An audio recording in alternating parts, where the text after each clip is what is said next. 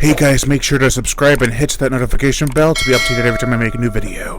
Thanks, let's begin. Day 1, I saw the film. Day 3, I wrote a review for it. Day 5, I recorded my review for it. Day 7, I uploaded the video. 28 days later. What? I can't see the future? My bad for you assuming.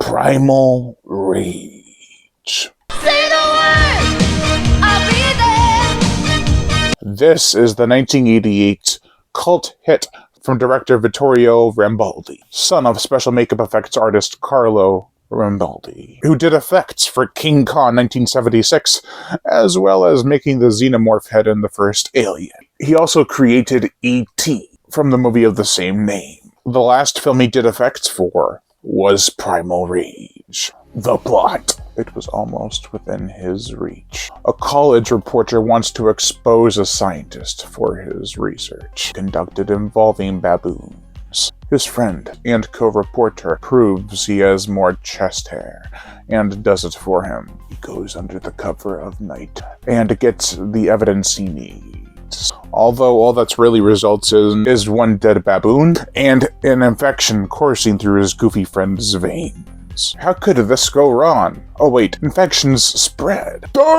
So obviously 28 Days Later took some inspiration from this movie. However, instead of it being a rip-off or remake, it takes the idea and goes full-on post-apocalyptic. Written by Umberto Lenzi, director of Cannibal Ferox, Iron Master, and Nightmare Beach, which the latter has a lot of the cast and crew from Primal Rage. The film has a lot of attachments to Italian cinema, and some of that does seep through on screen.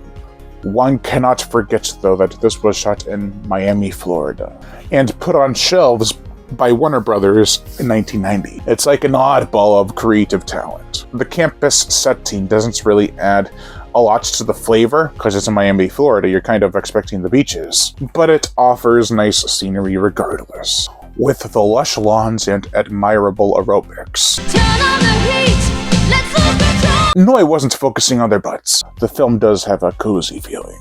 For the characters, we have Sam Nash, played by Patrick Lowe. He is a good Samaritan who is liked by anyone who really knows him on the campus. He is a reporter for a column on the campus paper. He's a photographer too, which really never comes into play. He wants to expose the harsh treatment of the animals from the scientific experiments. He is not necessarily PETA, he just wants a good story, but he does care about getting it, legally. He's also going out with Lauren Daly, played by Cheryl Arut. She doesn't add much to the movie besides moral support. Same with her roommate, Debbie, played by Sarah Buxton. She arrives late in the semester because she was pregnant. She says she had an abortion, but I feel it was kind of a pointless line.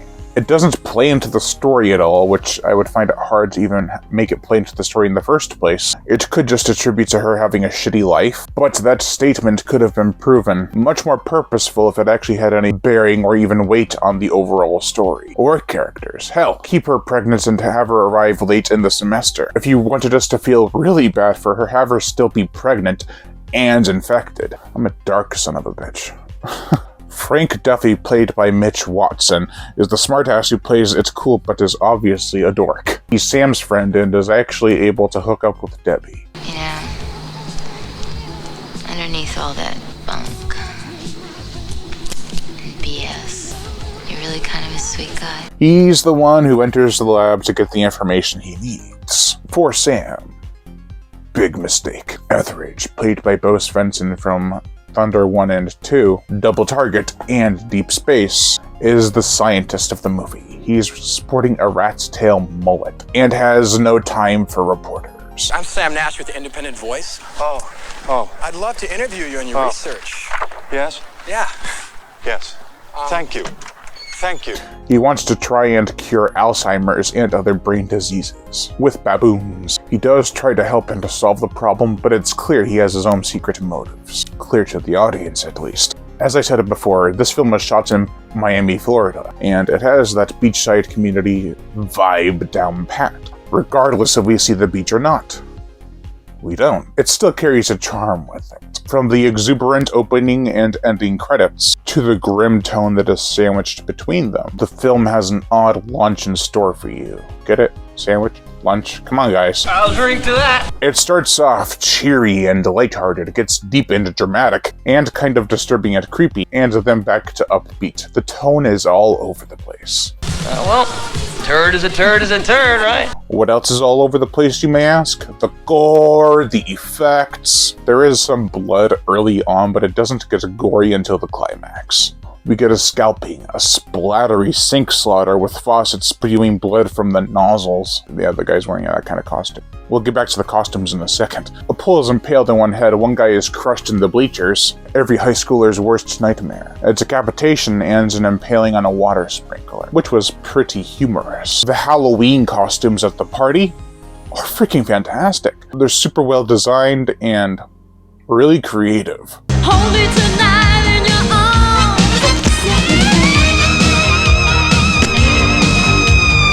While watching the climax, I was like, where was this the whole movie? I did find myself cheering by the end, which to me means that the film won me over in the entertaining last half. The motion picture soundtrack, another Italian tie, Claudio Simonetti, who also composed Warriors of the Wasteland, Conquest, Cut and Run, and Demons from 1985, which I recently reviewed, brings some rock and roll elements to his music as per usual. I particularly like the scene where Duffy breaks into the lab.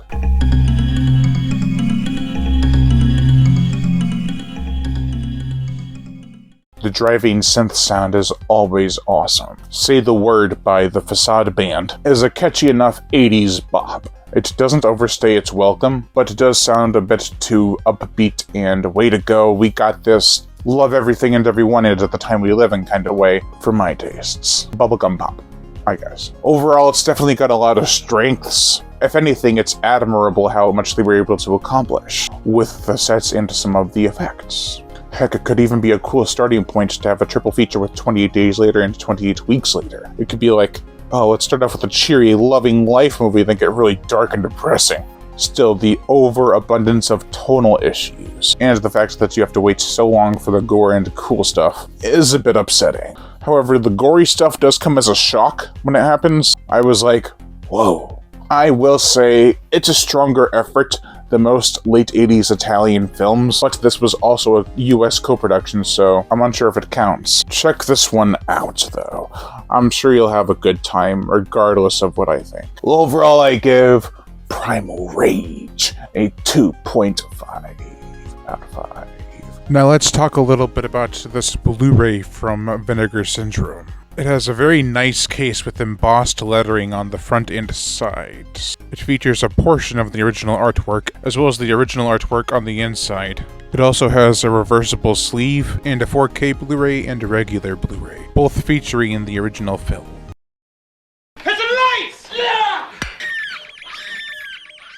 As for the Blu-ray itself, we get an amazingly 86-minute documentary featuring the cast and some of the crew. It's nice to hear that the set was drama-free and that they got in before a writer's strike. The documentary's editing is chuckle-worthy with good comedic timing using the film's footage as gags. And now we have a horror story, a thriller of the, shall we say, most magnificent making and execution. The documentary's name is Baboon Bite Maniacs, which is appropriately fitting. We also get a 2-minute interview with Bill Immerman, which was shot in 2020. The film looks great on Blu-ray, and I'm happy to finally have seen it and watched it in its entirety. I remember seeing the bleacher scene a long time ago, and had been wondering where it was from. This disc also includes a still gallery and English SDH subtitles. It is newly scanned and restored in 4K from its 35mm original camera negative. Thank you all for watching, and I am Brian Gatto, the Horror Shark, and I'm just giving the usual shoutouts to my Patreon supporters. If you would like to support me on Patreon or join the channel as a member, the link to my Patreon is in the description below. If you want to join the channel as a member, hit the join button under the video. Both have similar perks. You'll get early access to videos, shoutouts, as well as even some collaborations depending on how much you give a month. Join us! Also, just hit that notification bell to be notified every time I make a new video, and as always, subscribe! I can't do a baboon sound.